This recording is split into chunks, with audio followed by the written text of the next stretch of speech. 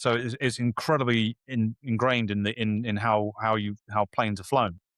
So there's been a very long time for it to have taken root and been the kind of acceptable way, and so that makes does make a lot of sense. We're at quite a different stage with AI.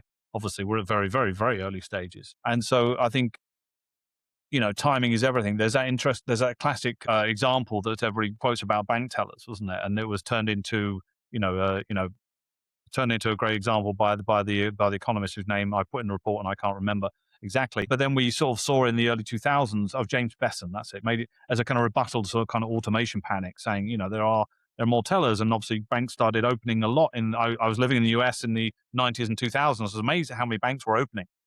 But then mobile banking came along, and then that just stripped out those jobs. So it was a case of I used to have a great slide of, I think it was Royal Bank of Scotland, which for a very brief period of time was the biggest bank in the world. Had a The CEO had a great quote. Something our biggest, this is about 10 years ago. Our busiest branch is the 741 train from Reading to Paddington. Yeah, so it's like, because mobile banking became so sophisticated, it could do all the things tellers could do and a whole load of other things. So it was a timing thing.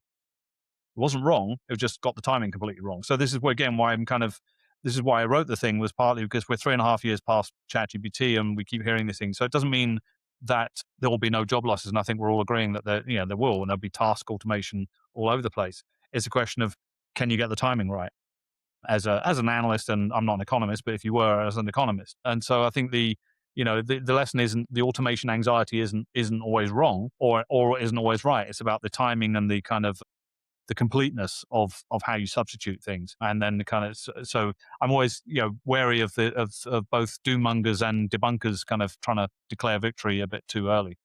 Yeah. Since my name is Olivier Blanchard, I share a name with a famous economist of the same name we get confused with all the time. Mhm.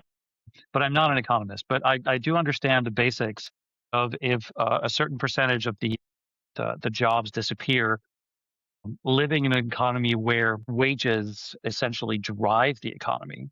If we lose too many jobs and we have too many people who no longer earn a living and no longer earn wages, what ultimately are these companies selling products to or services to? Ultimately, there has to be consumers on the end of this that pay for these services. There's the B2C sort of is the foundation of the B2B that sits on top of it. And so if we replace all the workers, or a large proportion of the workers, with AI, and they no longer earn and they no longer can spend, it doesn't work.